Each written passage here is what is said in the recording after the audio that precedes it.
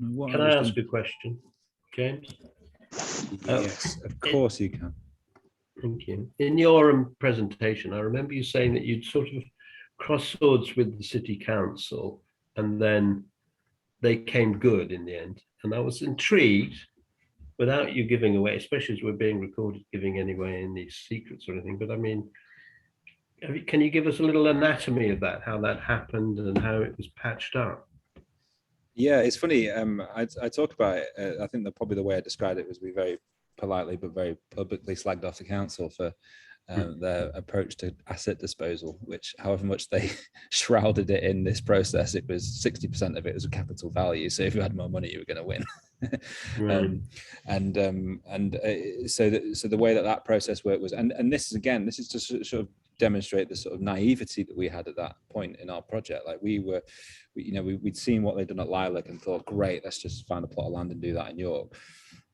And then you became, very, very acutely aware of how challenging that is. And I think we hadn't even known the process within the council that you can go and speak to your councillor and just have a meeting with them and set all this stuff up. So we'd heard that this building had become available for sale by the council. And then someone had suggested that we should bid for it. And then the next thing I knew, we'd been doing these posters for a community buyout, and this person that was planning that had got us a meeting with the councillors, and then they'd got us a meeting within the council. So it was just this amazing whirlwind, and then all of a sudden we'd gone public with our views. So when we tried to buy, so it was a building called Oliver House. It was a former care home in the city walls, incredibly desirable site. It was down the road from a cooperatively owned pub, which I would drink in a lot. So I was like, this is absolutely where we should be having our housing project. The council sold it. They put it up for sale at the back end of November, so just over Christmas time. And it was one of those informal tender processes where there's a window, and we basically bid, and we drummed up quite a lot of support. We did some public meetings, we talked in the press, and shone a light on the sort of issues that people were experiencing. And let's face it, the people involved in that at that point, and to a certain degree, quite a few people still involved now, were middle class people in the city, been university educated, were renting in high cost private rent, and wanted to just try and sort of aggravate things a little bit. And it was a desirable place to live, so we went for it. Now the council were kind of a bit railroaded by it. They were a bit taken aback. They were just wanting to just get on with it, just do this thing. The usual bidders would come in, the housing associations, the local developers, McCarthy and Stone, who ultimately ended up buying it. And then we started a bit of a dialogue with the council. Officers weren't very happy with us. The assets team just wanted to dispose of it, and then the councillors got involved. And actually, it was around the time of the local election, so the local councillors were really keen to show support for it, and we were in hustings and all this kind of stuff. They actually deferred the decision to sell the building until after the local election, because there was so much, we generated so much interest in what we were saying, because it'd been a long time since anyone had talked about housing in the city. York's got a really amazing track record of housing innovation. Joseph Rowntree, it has got a real strong sense of trying to make housing for the people of the city. And so it started that narrative again, and it was really interesting that they deferred the decision. And then it ultimately came down to a little bit of mischief from our part. We suggested that they'd shortlisted us for the sale. I can't remember why. We'd heard something and said, "Oh, they've shortlisted," and then that got out, and then there was this big furore that we'd been shortlisted. And then when it came down to the council, the new leader of the council who got voted in came to a meeting, and then he was put onto the radio with me, and it get to the decision that they ultimately decided not to sell it to us, because we bid £750,000, and then someone else bid 3.25 million. just absolutely blew us out of the water. So we won down. So I mentioned the 60% capital value. There's then 20% deliverability, and then there's 20%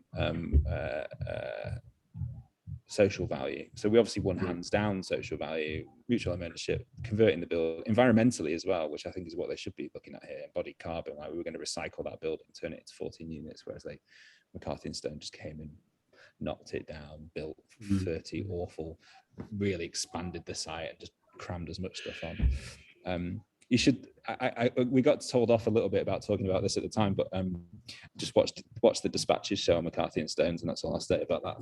Make a note. Yeah, I think they use in the documentary the term equity leeches, and so the council. So this is a really long answer to this question. Sorry, I've got into it, but I think hopefully it shows that there was that toing and froing, and the council really. We created as many enemies as we did friends within the council with our approach, because they said we should just come and spoke to them quietly about it.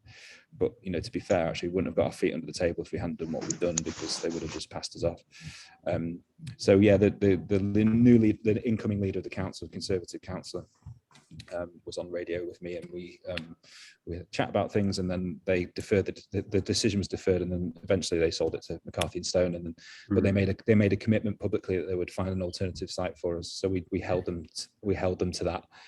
And then 12 months on, they hadn't really moved it forward. So then we said, okay, well, there's another care home up for sale that you're selling, so we're gonna rerun the campaign. 12 months on, what's changed? And then lo and behold, 3 months later, we were looking at a site that they were developing. So it was we were a bit combative. We were I think we were quite, and to be fair, the council now, we speak very highly of them. I think they've actually really, even now with the site and the delays that we're having with the site, they're fighting our corner in terms of the officers, and I understand why local councillors are frustrated by the lack of progress. But we were kind of we were irritating for a little bit, but for the right reasons. And so that's kind of how we developed the relationship. And I think it is a good relationship now. There are some people within the council who think they shouldn't have sold us the site, and I understand that. But what do they say is the definition of insanity? Is keep doing the same thing over and over again. And we're a different option. So why don't we roll the dice?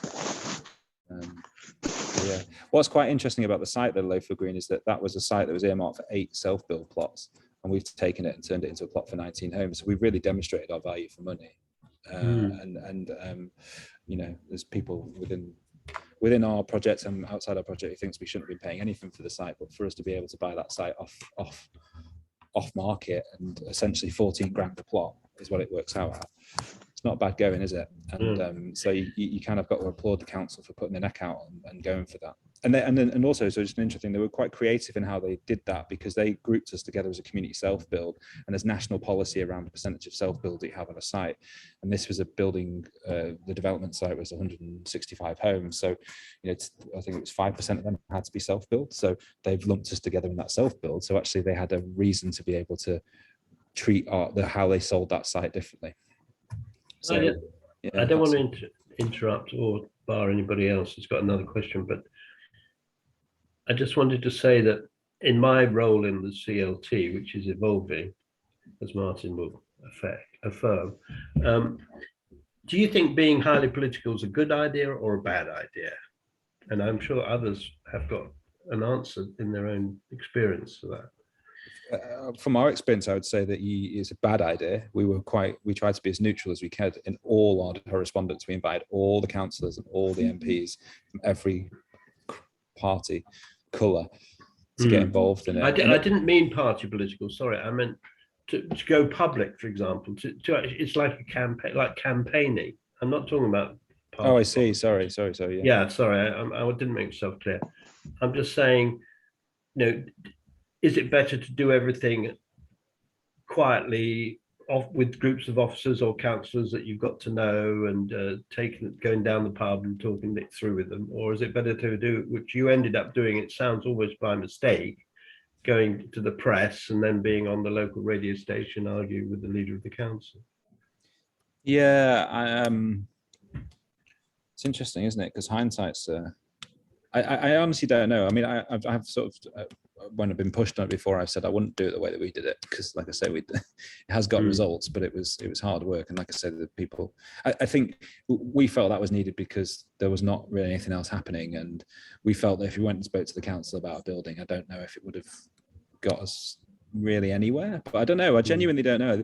What I would say is that there's always good people working with the local authority, and I think that they're hamstrung a lot by policy.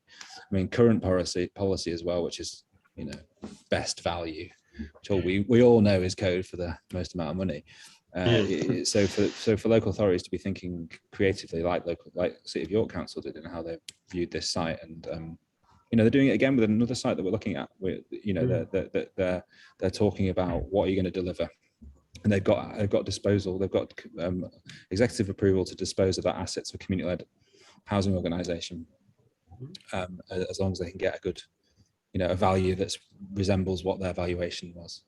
So I don't think I've answered the question yet, but it's a tough one to call. Thanks.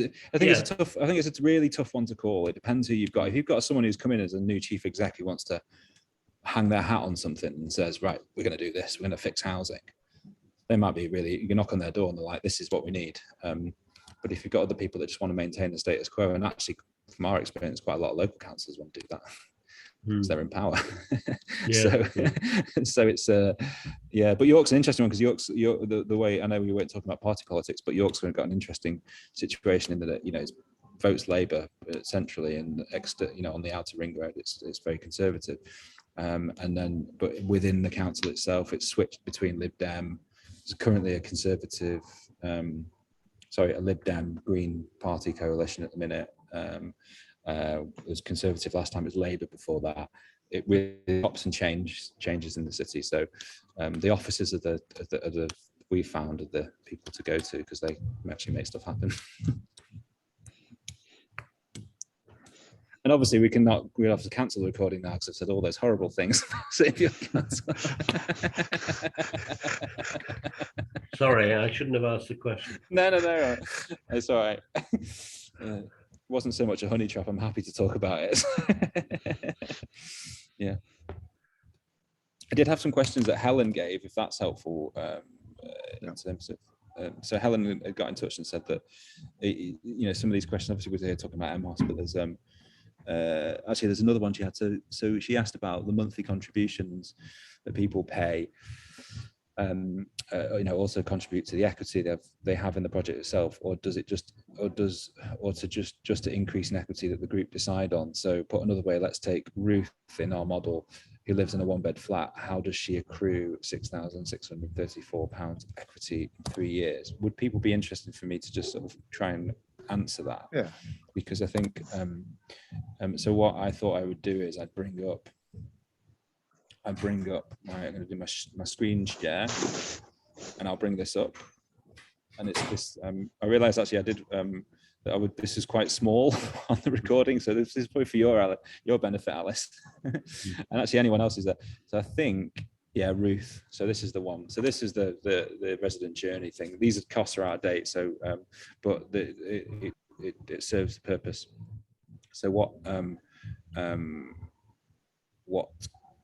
they're asking here is, where's the 6,000? Where's the reference to the £6,634?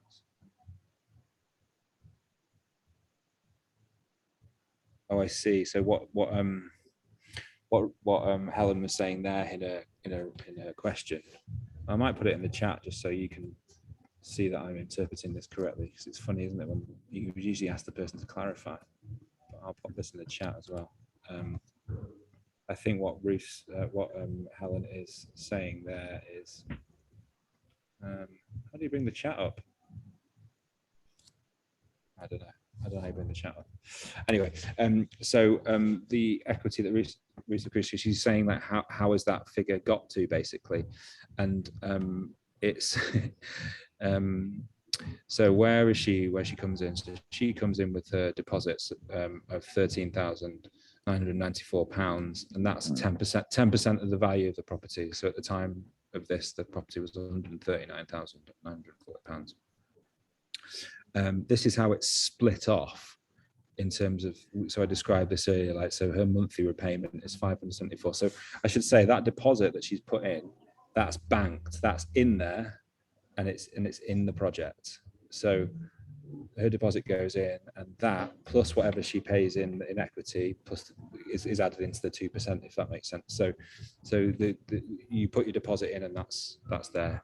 You then pay your monthly repayments, and this was me trying to communicate how that's split off between the different elements. So £399 goes to paying off the mortgage, and you'll see these little boxes here. Can you see this, by the way? Is this big enough now? Sorry. Yeah. So you'll see these two orange boxes here, which is basically saying ultimately this goes towards residents' equity.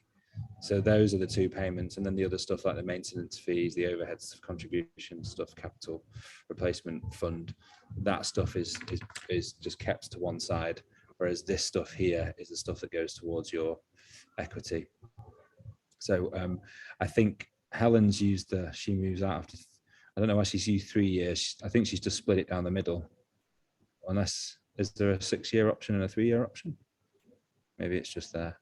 So how much equity has Ruth accrued? So she's accrued £12,848 because she's made £43,000 worth of payment. So that £574 over 6 years amounts to the 43,000 plus the deposit she put in, which gives that maximum. Yeah. Is this following? Yeah. And how much money does she walk away? So the equity plus the deposit. So that deposit that she's put in is the £13,994. So then there's another 12,800, which is, 46.4% of that. Is that making sense?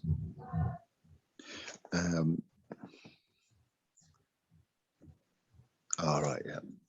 Are those guaranteed, or are those just estimates if everything goes according to several plans? No, that's guaranteed. So and that's because the value of the equity is set at 2% every year. So here we go. So you pay your 10% deposit and then 2% rise per year, which is our own mechanism, not based on the housing market value. So it's fixed. So there's no risk of negative equity because it's not as if your house prices value and then it drops. It's just, that's just what it is. We're completely taking ourselves away from that market.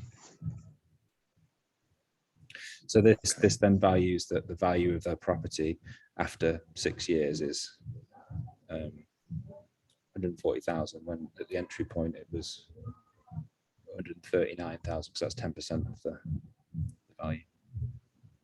So hopefully that answers Helen's question, and I'm sure that'll spark up more questions.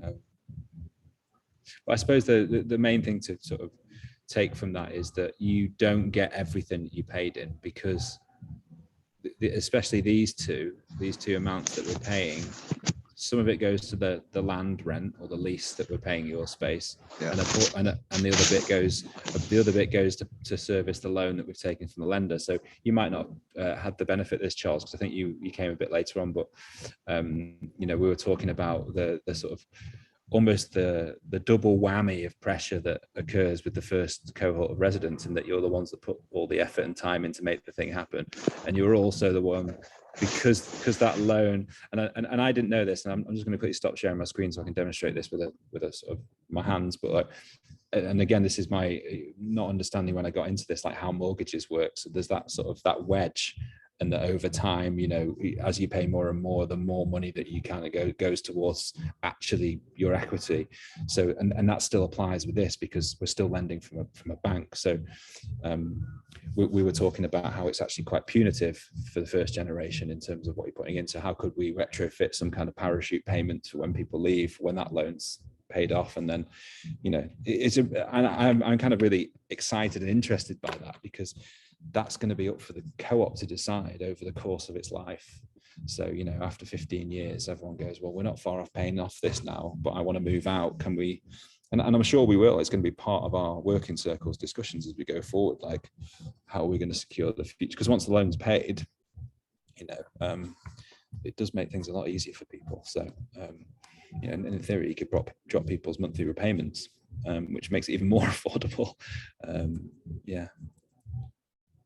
So that was Helen's question. I just thought I'd throw one of hers in because she's got another one, but maybe that sparks some more questions from you guys. Do you mind sharing the document after the meeting? Just because, yes. It scrambles my brain to see all those numbers, but it looks really useful. I wondered, how much did you fund from the bank? and how much, like what percentage was from the bank and what percentage was people's community share stocks?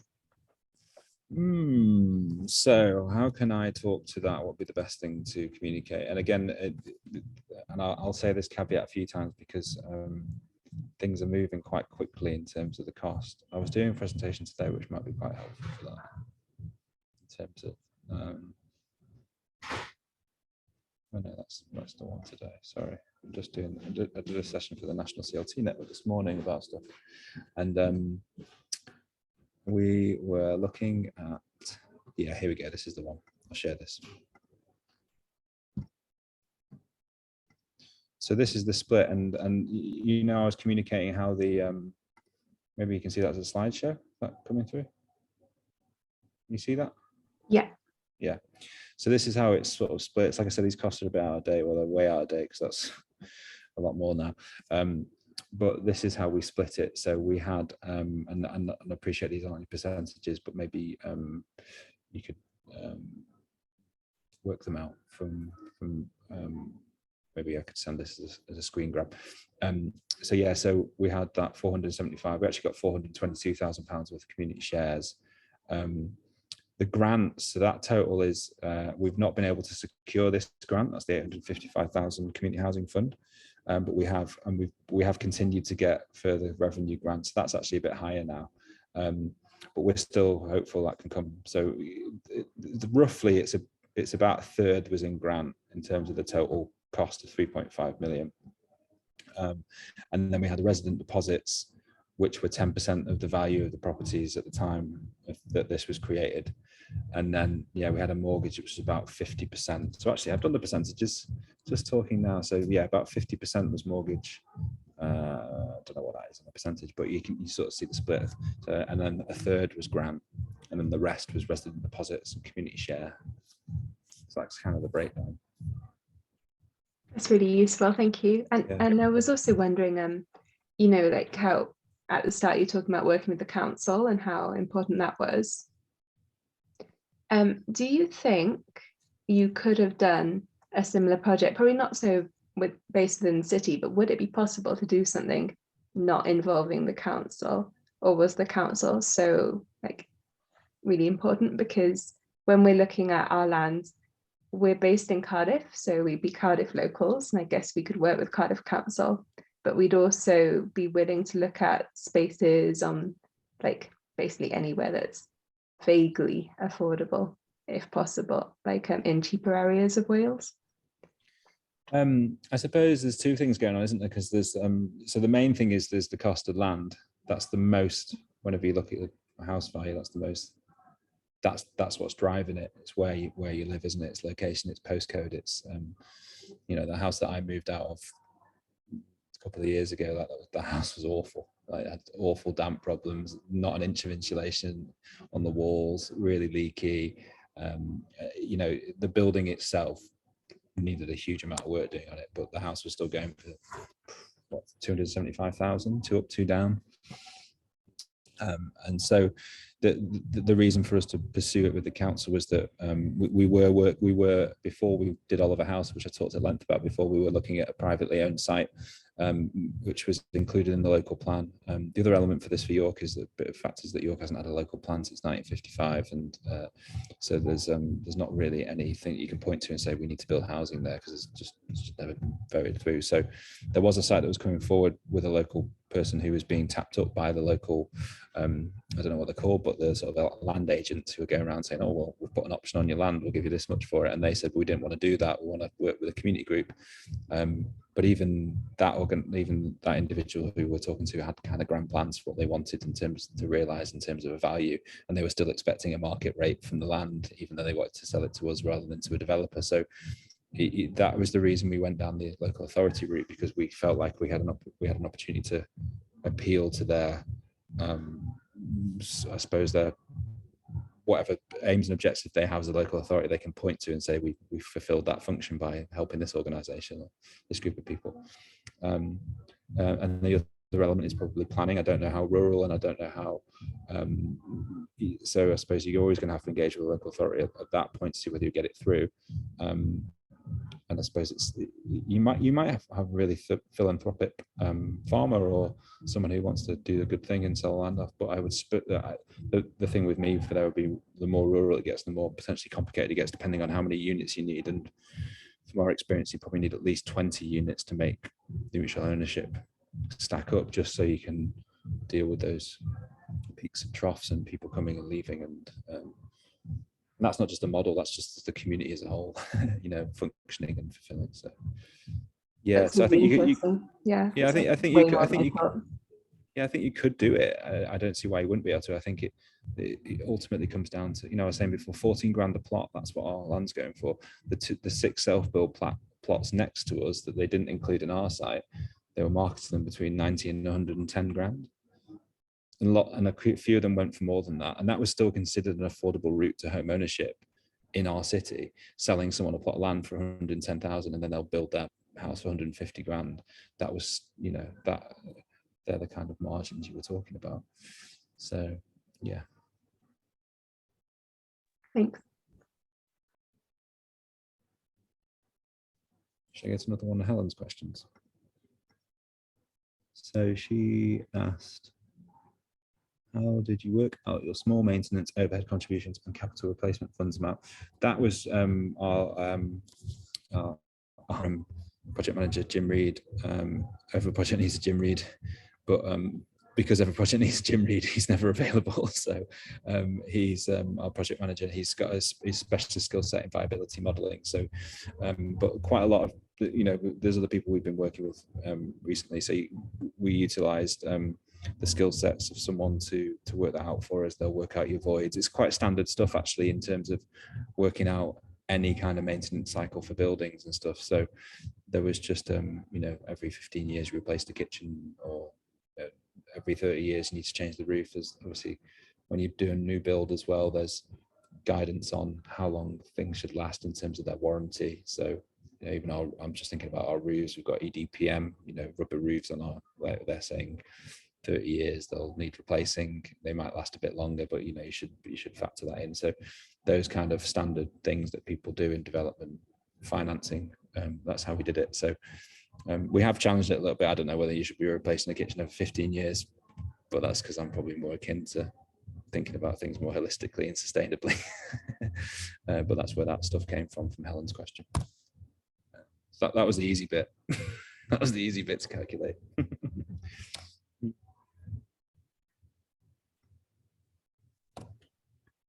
Charles, do you have any questions?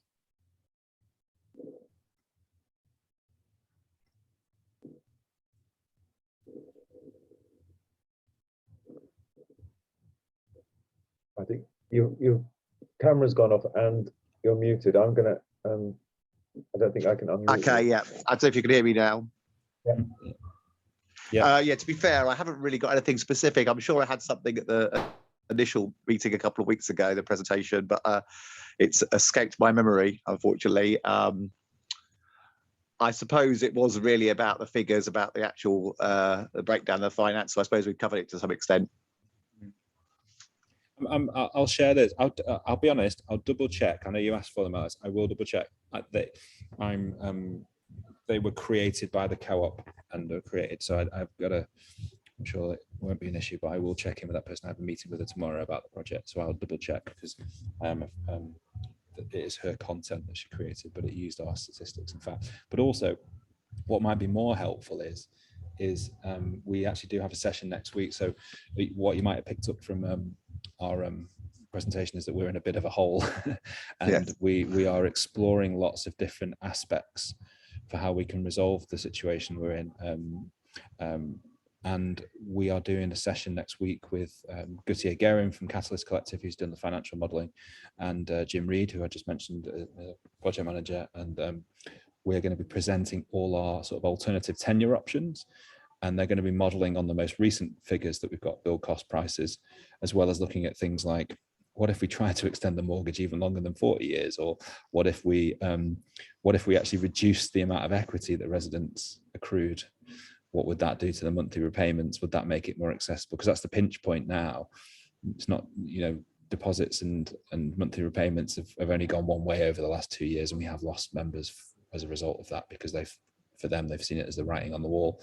So I'm wondering whether it might be worth me hanging fire until we've got some more information and packaging some stuff up, because I think that's going to be really valuable for people, hopefully, and we're really keen to share our learning, because so many people go on this mutual ownership path and just give up because it's it is more, it does feel like pushing water up a hill a little bit sometimes, because there's so many challenging aspects to it. So hopefully that learning might be really valuable for others as well, so you can see the process we're going through, and it's very much resident led as well. That's the thing that's really, I think, you know, to put my purist hat on, this genuinely does feel like community-led housing. And so rather than those organizations that say they are doing community-led housing and making sort of very paternalistic decisions about people's living situation.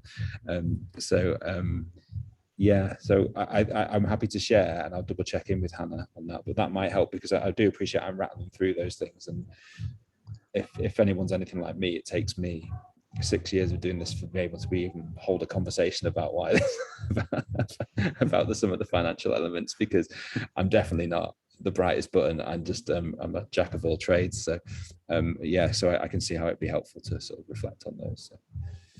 Lovely. So some more information on that in the next few weeks, perhaps. Yeah, I think so. I think that would be more. I mean, I don't know if I shared the slide deck, if they've been posted, but I've got a feeling they were. I don't know what I shared with Helen. Did they link to? They might have linked to that actually. I might have already shared it unwittingly without asking for permission. We can go back and check that. Yeah. I think you have. Yeah, I just looked. It's there.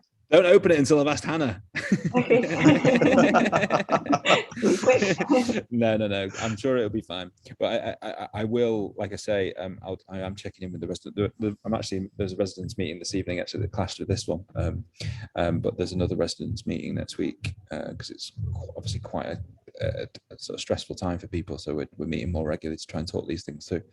So I think, and this is community housing funded work, so we've got to complete it by the end of the month. So by the end of the month we'll have something might be really valuable to share. So we're really happy to keep the conversation going, like CLT to CLT as it were, because I think that's one of the best things about this sector I've found, is that willingness to share, and that willingness to, it's like all our leases and stuff as well, like that's all been grant fundable. Like why would we charge people for that? Like we want to share it, and there's no point using grant funding to pay another load of solicitors to work out the leases that we developed, which is, so yeah, happy to share what we can. Thank you in advance. Yeah, no problem. So if no one else has got any more questions, I would like to hear just a little bit more about so you said, how are you going to get out of the hole, right? So there's the option of thinking about extending more in one. Yeah. Reducing the equity, right? Is that equity accrued, or what was it? Yeah, so I talked to this a little bit towards the back end. I was reminding myself of the session that we ran, and so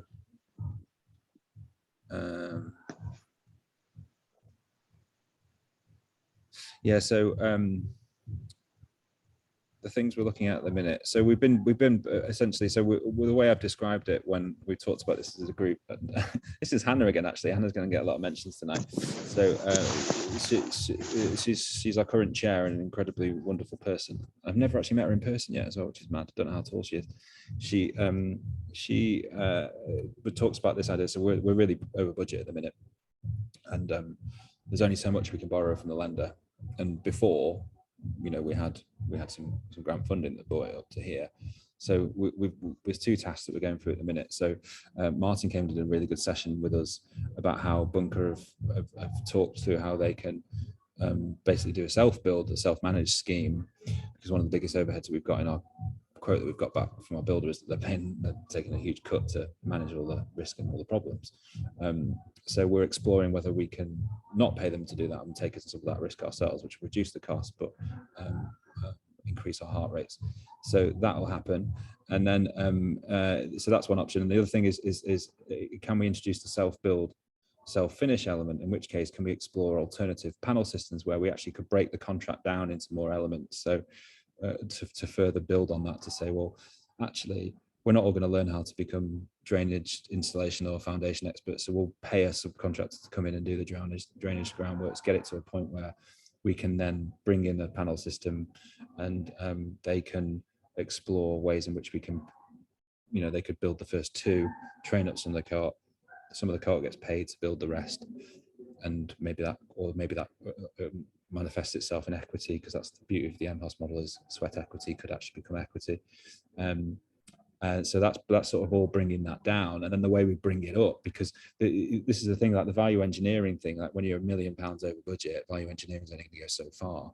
And so what we were doing there was trying to find ways in which we could not value engineer, which basically the main aim is how do you make your buildings crapper.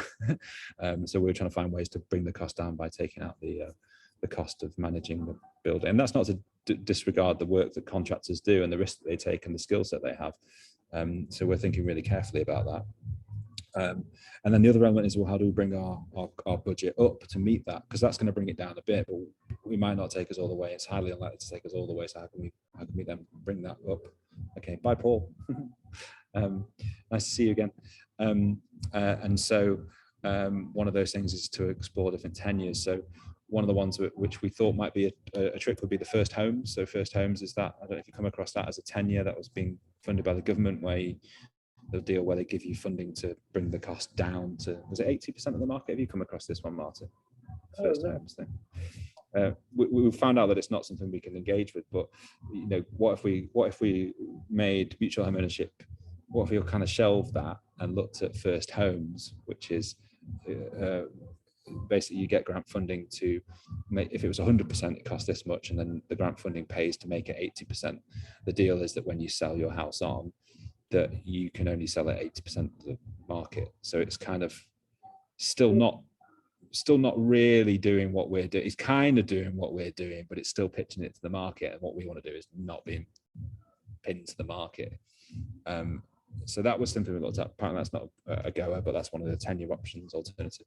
The work that we did last year, which ultimately it turned out to be not very fruitful, but it was an interesting process, was to look at a shared ownership scheme where the co-op took on an investment partner status and accessed Homes England grants to become the other part of shared ownership. Sorry, I'm probably jumping ahead that people understand exactly what shared ownership is, but could we make mutual home ownership look like shared ownership? There's several reasons why that didn't work.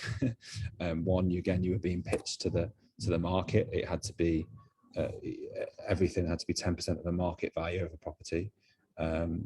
So it brought that element in.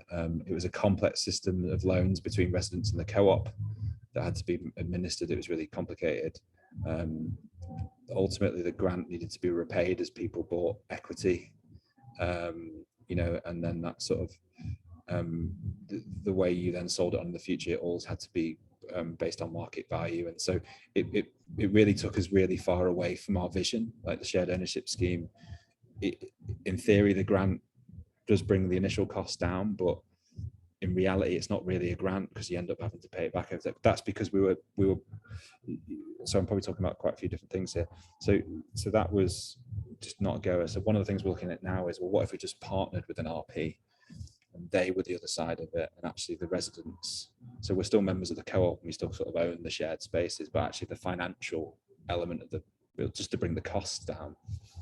But it's far from ideal. Shared ownership is awful. It's absolutely awful, and it's not a way to make housing more affordable. It's just a way for to find that pressure point at which people can scramble around to afford to get a portion of their house that they live in. It seems a bit absurd to me.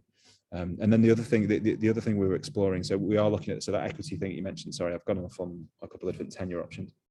One of the other tenure options we're exploring is that Gautier is looking at this system where basically it's kind of a rental model, but then you just bolt on an amount on top of your rent that just sits in so you basically just create a savings account. So it's almost like mum and dad have taken some pocket money for you and put you away. But the reason you would do that is that you could access Homes England grant, but that means you're becoming a registered provider, and that's a hoop we haven't jumped through yet, and that's not a straightforward, quick process. So that was a way to make a rental model look like that. So you were saying like, well, I was saying like 40%, 45% of what we were paying in, we were getting back. What if you upped, you could sort of extrapolate that out, and then the extra over the 45% over what you would normally pay in a rental model just goes into a savings account. Then you get that when you leave. And it's an interesting thing, and I want to know more about it. I think we're going to hear about that on Wednesday. And then the other option is to try and find ways in which we just basically make MHOS crapper for the first generation of residents, which is reduce the amount of equity. And it's and we're still exploring other things, like can we bring in grant in other ways. Like I mentioned at the start of the call, there's different grant funding that we're looking at the minute. There's a trust fund we found that you can bid up to 22 million, which might be the silver bullet that fixes it. The other thing is whether we phase it and how we phase it, but then that has an impact on the financial model, because if you don't build the 4 beds, the spread of the cost amongst the residents is the reason that it's viable. So it's to summarize, it's very complicated, and it's very frustrating. It's very frustrating that we've resolved it once, twice, 3 times, and the other thing was the Public Works Loan Board as well. Like, can we access grant from the local authority? And they don't seem very keen on that idea. From their point of view, from the local authority's point of view, if they've given us the land on the cheap, that's their contribution to this. If they were seen to then be giving us a borrowing, that there are unfortunate people in the city that put freedom of information requests in all the time, stuff that the officers are up to, because they just want to cause aggro. We joked today about me potentially putting a freedom of information request to about the amount of time that councillors and officers spend dealing with freedom of information requests, just to put the cat amongst the pigeons. Anyway, so I've gone off into political chat again then. But yeah, it's very frustrating. There's lots of different things, but also like everything's back on the table now. Like, other things we're doing is, like, we've been really committed to bio-based materials and building sustainably. Well, and this is heartbreaking for me to say as someone who's incredibly passionate about that and has been trying to do that for many years in architectural practice, to say, well, actually that needs to be back up. That's got to be back on the table now. What if we just filled it with polyurethane insulation and gas heating?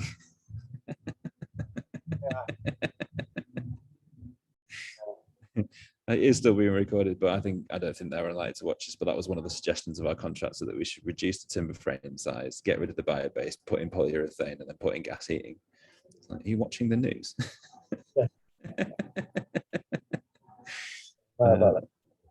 Yeah. Anyway, sorry, I've gone a bit over time there, but I'm going to stop recording now. Thank you very much.